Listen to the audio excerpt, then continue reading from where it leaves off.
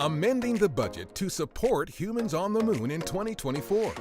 What may be causing possible moonquakes, and a virtual flight over an area of scientific interest on Mars.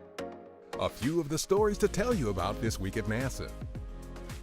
During an agency-wide town hall at our headquarters on May 14th, NASA Administrator Jim Bridenstine and other senior agency leaders discussed the President's proposed amendment to NASA's 2020 budget to support accelerated plans to land astronauts on the moon by 2024. I think in a very strong vote of confidence for this agency, the administration decided to give us $1.6 billion of new spending. That is, I think, a very strong indicator that this administration is committed to achieving the end state in a bipartisan way.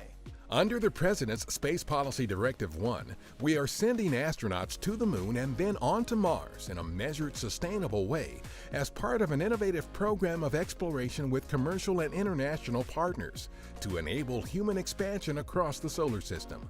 For more on our Moon to Mars effort, go to nasa.gov/moon to Mars.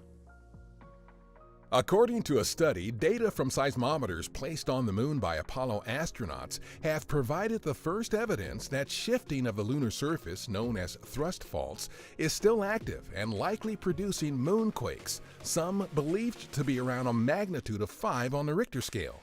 Thrust faults, where a section of the moon's crust is pushed up over another, happen because the gradual cooling of the moon's interior is causing the moon to shrink.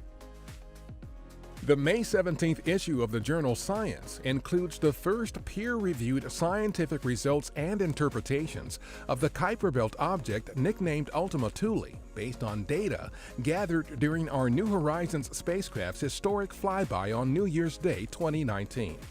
The initial data summarized in Science reveal much about the object's development, geology, and composition.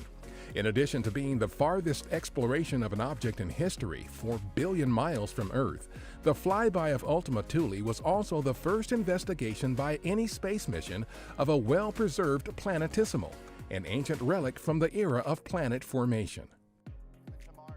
On May 14th, Administrator Bridenstine delivered the keynote at the Humans to Mars Summit 2019 at the National Academy of Sciences building in Washington, D.C. The annual event addresses the technical, scientific, and policy challenges of making human exploration of Mars a reality. A new animated video shows what it will be like to soar over Mount Sharp, which NASA's Curiosity rover has been climbing since 2014.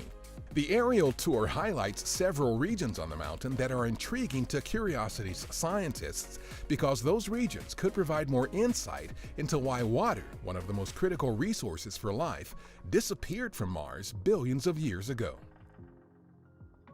Our Mars Reconnaissance Orbiter, or MRO, has circled the red planet 60,000 times and counting. MRO completed that milestone on May 15th. Since entering orbit in March 2006, the spacecraft has been collecting daily science about the planet that can be used to define future missions that bring humans to Mars. In addition to sending back its own data, the spacecraft is part of a network that relays data back to Earth from our Mars rovers and landers on the surface. In fact, MRO is expected to reach another milestone later this month when it will have relayed 1 terabit of data, largely from our Curiosity rover.